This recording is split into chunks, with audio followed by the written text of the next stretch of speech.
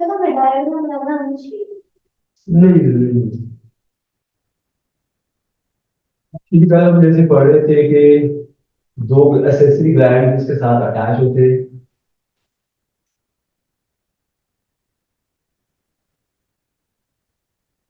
यहाँ पे क्या था, गॉल ब्लैडर, और यहाँ से एक बाइल डक्ट नीचे आ रही।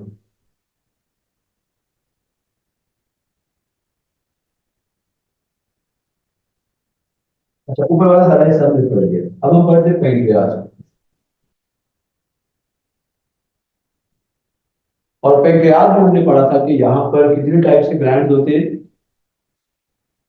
There are three types of glands. तीन तरह के हार्मोन्स जो ये ग्लैंड्स रिलीज। Enzymes, yes. हमारे जी लाइपेज और ट्रिप्सिन, ये तीन टाइप्स के एंजाइम्स होते हैं जो कि पेंक्रियाज में रिलीज करता है। अच्छा, अब एक और चीज आप याद रखिए कि पेंक्रियाज जो है, पेंक्रियाज जो है ये भी अल्कलाइन होता है। जो ये जूस रिलीज करता है, जो जूस रिलीज करता है उसका नाम क्या है, पेंक्रियाटिक जूस। पेंक्रियाटिक जूस जो है it will be alkaline. And being alkaline हमने पढ़ा था ऑलमोस्ट 8 से लेकर 9 तक इसकी रेंज होती है। तो यहाँ पर आप देखिए स्मॉल इंटेस्टाइन के अंदर जो सोल्यूशन होगा सारा, वो सारे का सारा कैसा होता है, अल्कलाइन। पहले क्या था, एसिडिक। जब फूड कहाँ से आया, स्टमक से आया। ड्यूडिनम के अंदर जो फूड आता है, अब इसको फौरी न्यूट्रलाइज करना पड़ता है तो बाइल आएगा। बाइल आगे पहला काम तो इसको न्यूट्रलाइज करेगा, दूसरा इसको क्या करेगा, इमल्सिफाई करेगा। इमल्सिफाई किसको करते हैं, फैट्स के। तो फैट्स के लार्ज मॉलिक्यूल स्मॉल में कन्वर्ट हो जाएंगे, सरफेस एरिया इंक्रीज। अच्छा, देन उसके बाद फर्दर क्या होता है कि इसमें अब देन जो अमाइलेज है, देखिए दो तरह के अमाइलेज थे। एक आपने पढ़ा था सिलेवरी अमाइलेज, वो माउथ में होते हैं। ये पेंक्रियाटिक अमाइलेज है, वो पीएच 6.9 में काम करता है, ये 8 to 9 पे काम करता है। ठीक है। अब इसी हवाले से देखिए तो फिर अमाइलेज होता है ये स्टार्च या माल्टोज जो है, उसको किस में कन्वर्ट करेगा, ग्लूकोज के अंदर। तो फाइनली ड्यूडिनम के अंदर ग्लूकोज डाइजेस्ट, यानी कार्बोहाइड्रेट्स होते हैं वो कहां पर डाइजेस्ट हो जाते हैं, ड्यूडिनम के अंदर। ठीक है। वो कंप्लीटली हमारा कन्वर्ट नहीं होगा, वो चीज रहती कुछ हिसाब कर देता है वो, लेकिन सारा तो नहीं होता ना। ऑब्वियसली इतना सारा आपने खा रहे तो वो तो बड़ी तेज से आप नीचे ले गए ना। वो कौन सा एक घंटा आपने मुंह में रखना है उसको। ठीक है। तो वो तो जितनी देर वो थोड़ा वो रहता है मुंह में, उतनी देर साथ साथ एंजाइम उसको डाइजेस्ट करते हैं।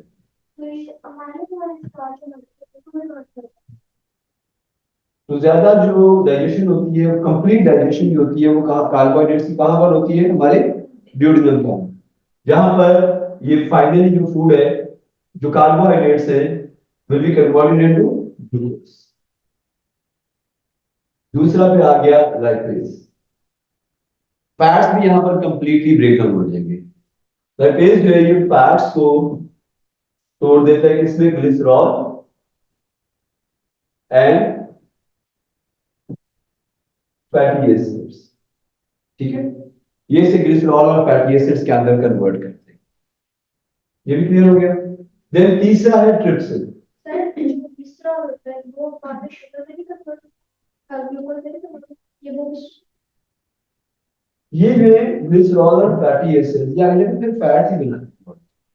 तो इसे ब्लड से ट्रांसपोर्ट होते लेवल में चाहूँ, असल में ये ब्लड में भेजना है ना आपने, तो छोटे मॉलिक्यूल में कन्वर्ट करेंगे तो ये जाएंगे। तो ये ग्लिसरॉल और फैटी एसिड पे टूट गए। आगे देखिए ट्रिप्सिन। ट्रिप्सिन क्या करता है कि जो प्रोटीन्स यहाँ पर पॉलीपेप्टाइड चेन्स की शक्ल में टूट चुकी होती है, उनको किसमें कन्वर्ट कर देगा, डाइपेप्टाइड्स या कुछ अमीनो एसिड्स।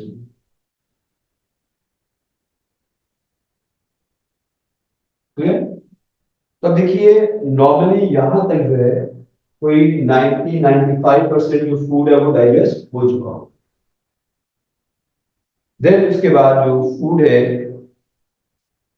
जब यहाँ पर डाइजेस्ट हो गया, ये सारे कंपोनेंट्स थे, फिर ये ज्योजनम से होता हुआ कहाँ पर आ जाता है, इलियम के अंदर। ठीक है। जब ये इलियम के अंदर आता है, तो इलियम जो है, जो लार्जेस्ट पार्ट है, इसके इनर साइड पे अगर आप देखें तो आपको छोटे छोटे फिंगर लाइक प्रोजेक्शन इस तरह मिलता है, जिनको विलाई कहते हैं। ये जो एक स्ट्रक्चर है उसको विलस कहते हैं। विलस जो होते हैं फिंगर लाइक स्ट्रक्चर होते हैं, सर फिंगर होते हैं। सर इलियम जी, इलियम इलियम ये जो सारे ये विलाई है ना, उसमें हमने एक को देखा है, इलियम इलियम। अब ये वाले जो विलस है, ये हमारे पास एक स्ट्रक्चर है जिसे हम नाम देते हैं विलस का। अच्छा, अब विलस जो है,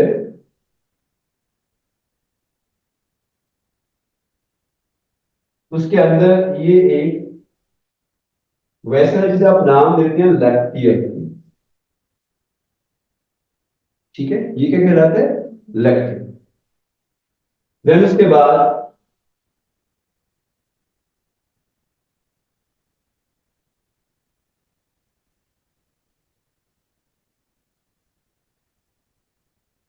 ये जो कैपिलरीज है, इन्हें ब्लड वेसल्स, या हम इन्हें कैपिलरीज कह सकते हैं। So these are capillaries or blood vessels.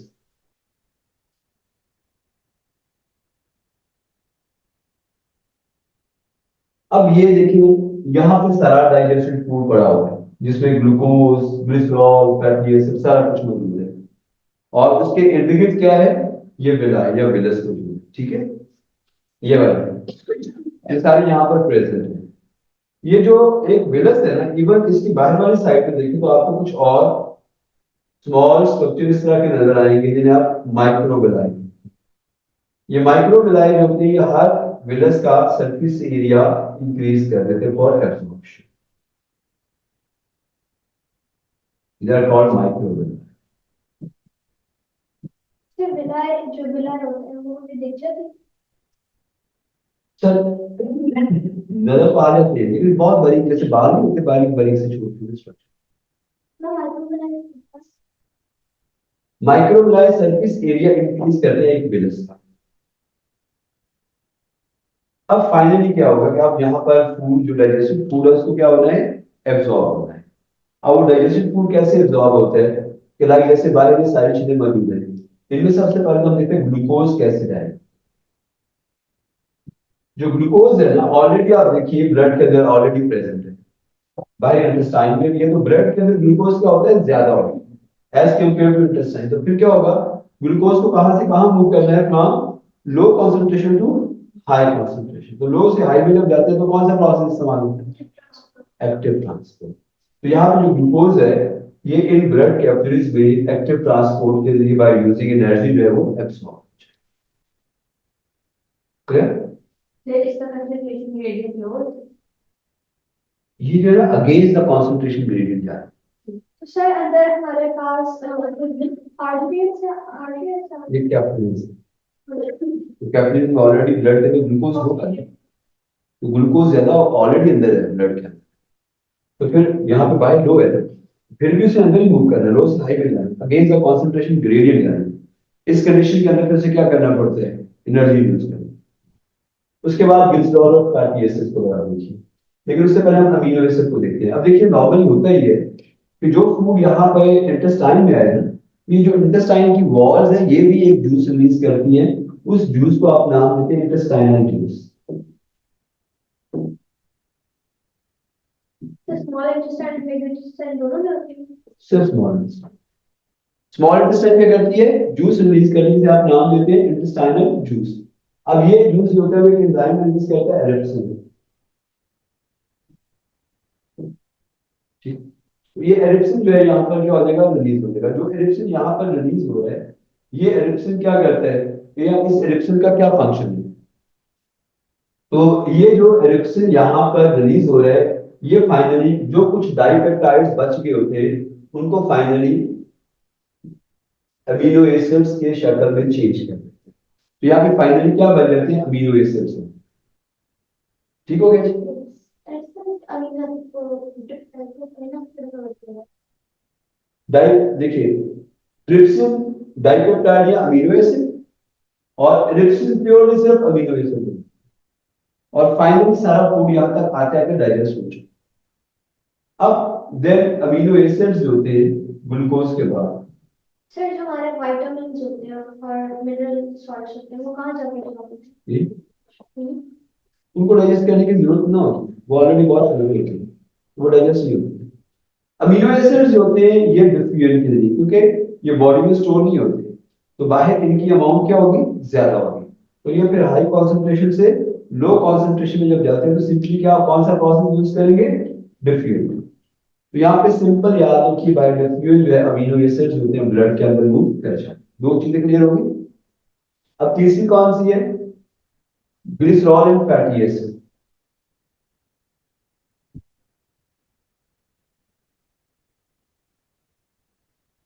Glycerol और जो फैटी एसिड्स है, ये दोनों जो होते हैं, के मॉलिक्यूल्स बड़े होते हैं, ये डायरेक्टली ब्लड वेसल्स के अंदर एब्जॉर्ब नहीं हो सकते। तो फिर क्या होता है कि ये ग्लिसरॉल और फैटी एसिड्स जो होते हैं, ये जो इंटेस्टाइनल एपिथेलियल लाइनिंग है इसको क्रॉस करते हैं।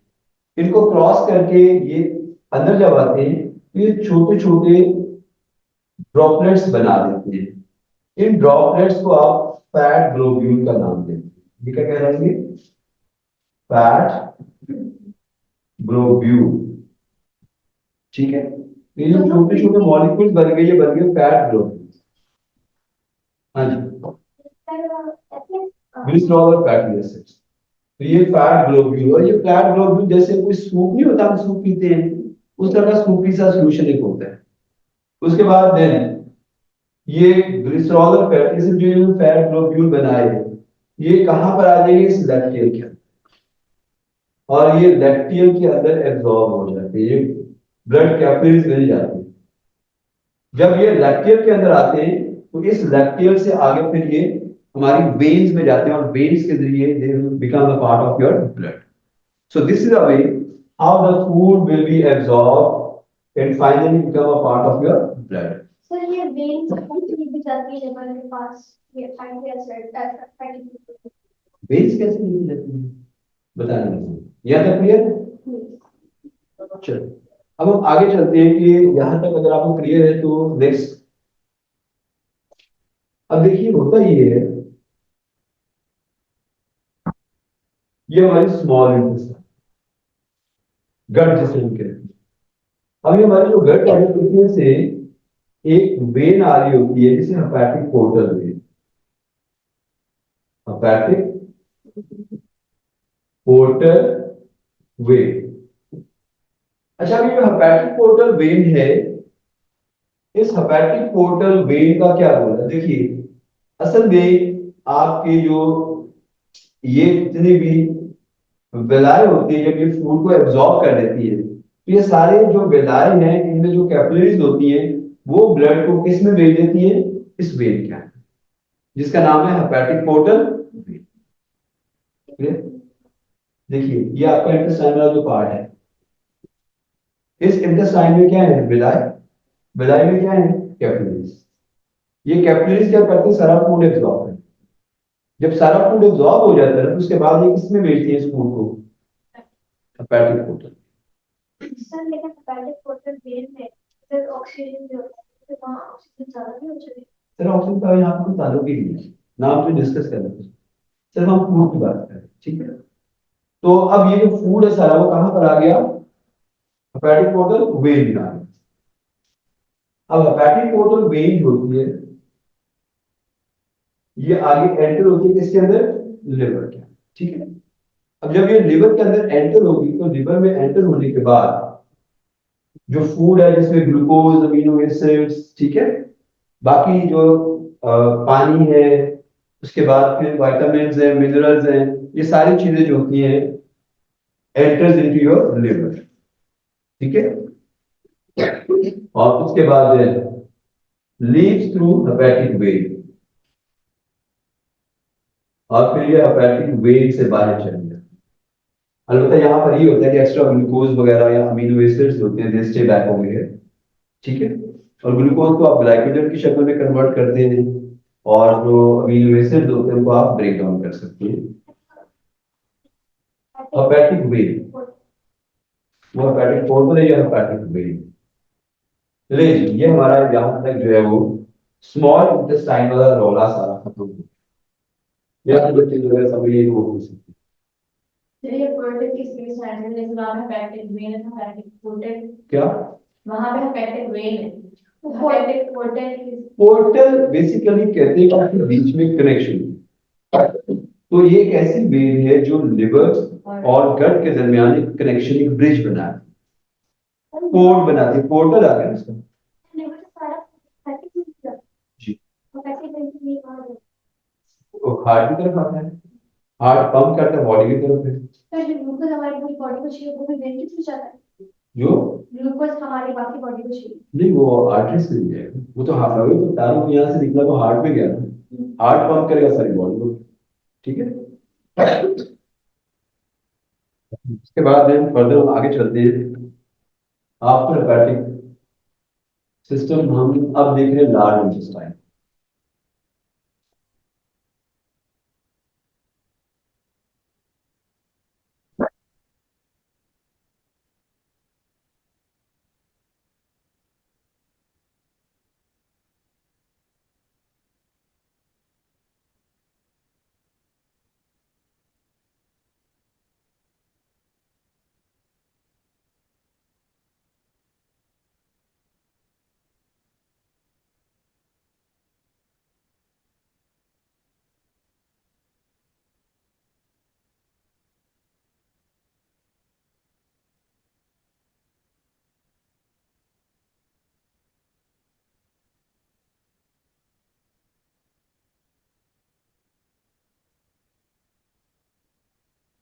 अच्छा अब देखिए कि ये जो लार्ज इंटेस्टाइन है इसके तीन बड़े पार्ट्स आ जाते हैं।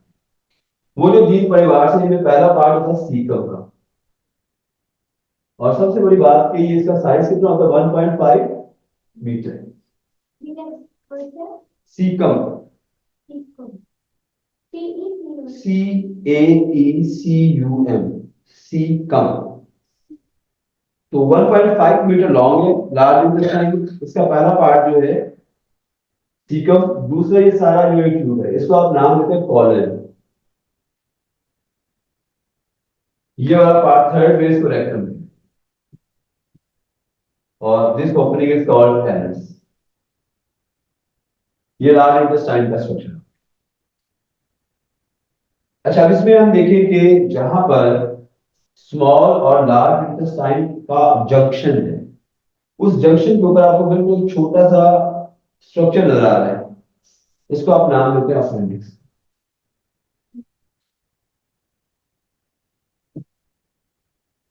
अच्छा इसको कहा जाता है कि ये एक वेस्टिजियल ऑर्गन है। वेस्टिजियल मतलब नॉन फंक्शनल, कि इसका कोई फंक्शन बॉडी के अंदर नहीं होता है। कि जब देखिए यहां से जो फूड है, जो अनडाइजेस्टेड रह गया, वो सारा अनडाइजेस्टेड फूड अभी भी लिक्विड की शक्ल में होता है, जूस की शक्ल में, उसमें पार्टिकल्स होते हैं बाहर से। ये सारा फूड कहां पर आ जाएगा, सीकम के अंदर। अब सीकम में बेतहाशा बैक्टीरिया होते हैं। ये बैक्टीरिया हमारे लिए बेनिफिशियल होते हैं, और ये क्या बनाते हैं, विटामिन के बनाने में मदद। विटामिन के, विटामिन के हमें ब्लड को क्लॉट करने में हेल्प करता है। तो ये जो बैक्टीरिया है ये विटामिन ए की सिंथेसिस करते हैं। अब कभी कभार ऐसा होता है कि ये जो फूड यहाँ पर इकट्ठा हुआ है, इसका कोई पार्टिकल किसमें एंटर हो जाता है, अपेंडिक्स के अंदर चला जाता है। जब वो अपेंडिक्स में जाएगा तो वहां पे स्फीयर किस्म के जो है ना वो टॉक्सिन्स बनने शुरू हो जाते हैं, जहरीले मादे बनने शुरू हो जाते हैं इस अपेंडिक्स में। तो अपेंडिक्स में जब वो टॉक्सिन्स बनेगी तो उसका साइज ऐसे, वो बैलून भी फूल रहा होता है ऐसे फूलता जाएगा, या ऐसा ऐसा बड़ा होता चला जाता है, और इसमें टॉक्सिन्स की अमाउंट बढ़ती चली जाती है, जिससे एक प्रेशर बढ़ रहा होता है। और ये जैसे जैसे प्रेशर बढ़ता है तो फिर वो पेन कॉज करना शुरू कर देता है। ये पेन बहुत सीवियर हो जाती है, जिसे नाम देते हैं अपेंडिसाइटिस। ठीक है, appendicitis is basically a pain appendix की, और इसमें क्या होता है, स्फीयर पेन होती है। So in that case this appendix should be remove by surgery. Sir ऐसा तो नहीं, अल्लाह ताला ने मेरे को पर्पस से बनाया ही नहीं। अब नई रिसर्च है कि इसमें भी जो बैक्टीरिया का विटामिन के भी हानिकारक है, तो बनते हैं यहाँ पर। सर विटामिन, मैंने भी बहुत सुना है कि विटामिन के भी बहुत अच्छा है सर, विटामिन के, विटामिन के और के विटामिन सर देखिए, आपने पढ़ा हुआ है विटामिन बी कॉम्प्लेक्स, B1 है, 2 है, 6 है, 12 है। तो असल में होता है कि आगे इनकी हर टाइप एक डिफरेंट मेटाबॉलिक रिएक्शन को कंट्रोल करे। ठीक है, जैसे आप कह लीजिए कि जी आपके मसल्स जो है, तो किसी मसल्स के अंदर कुछ एंजाइम्स को एक्टिवेट करने के लिए विटामिन B2 चाहिए होता है, किसी में B6 चाहिए होता है। तो ये एंजाइम्स की एक्टिविटी के लिए लाजमी चाहिए होते हैं विटामिन।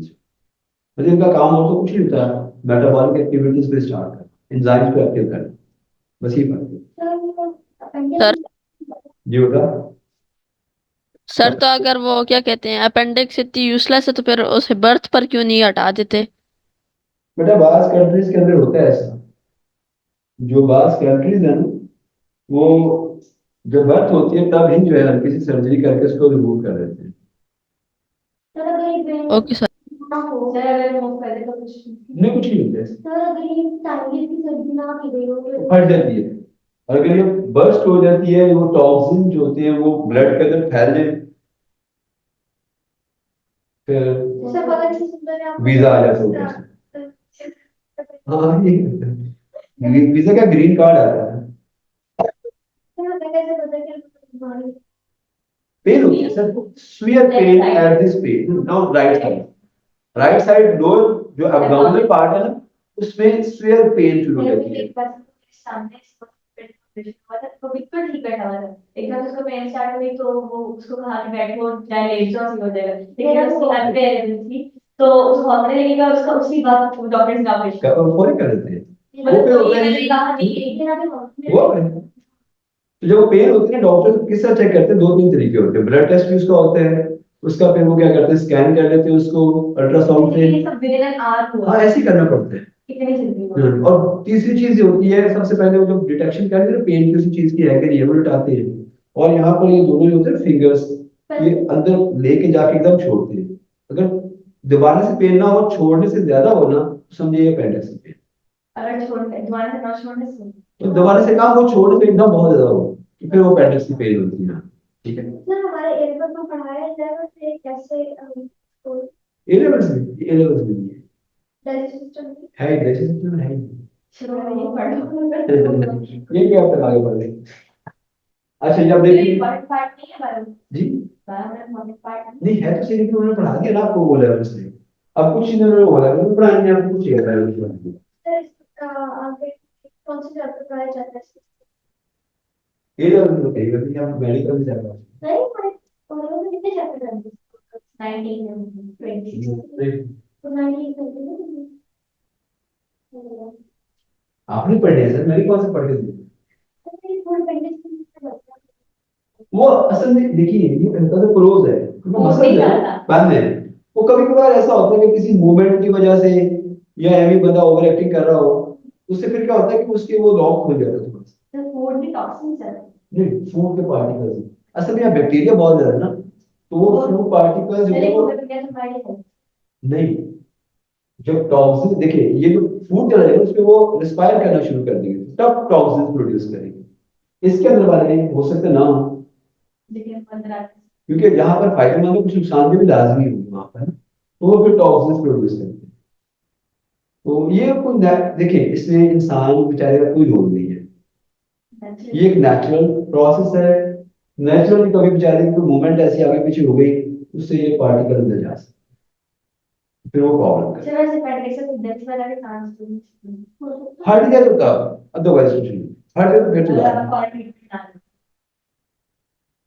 मतलब फट गई है तो फिर हो गया। कई वैसे फटे हुए मैंने देखे बच गए हैं। हाँ फिर जिनकी वाला भी है वही ना, जिनकी लाइफ बची होती है, तो बांस की फट जाती है तो बच जाते हैं, बांस तो कुछ नहीं होता। अच्छा अब उसके बाद देखिए सीकम का फंक्शन समझ आ गया। सीकम के बाद जो होता है ना, अब यहाँ तक फूड अभी तक वाटरी मीडियम था, फिर यहाँ से ये मूव करते हैं असेंडिंग कॉलम के अंदर, ट्रांसफर और डिसेंडिंग कॉलम के अंदर। कॉलम वो वाला हिस्सा है कि मोस्टली यहाँ पर जो फूड के अंदर पानी है जो सॉल्ट्स हैं वो सारे रीएब्सॉर्ब हो जाते हैं। So water and salts present in this undigested food material will be reabsorbed in colon. Kidney यहाँ पर नहीं होता, किडनी एक रहता है, किडनी यहाँ पर होता है, ये पीछे थोड़ा सा वो एक्सप्रेशन है। वो एक्सप्रेशन अल्लाह ताला अंदर एक कैविटी है पूरी, ठीक है, हमारे एब्डोमेन के अंदर एक पूरी कैविटी है। सर लेकिन खाली है सारी चीजें। स्केलेटन को देखिए बेसिकली, उसमें हमें ये सारी चीजें नहीं पता।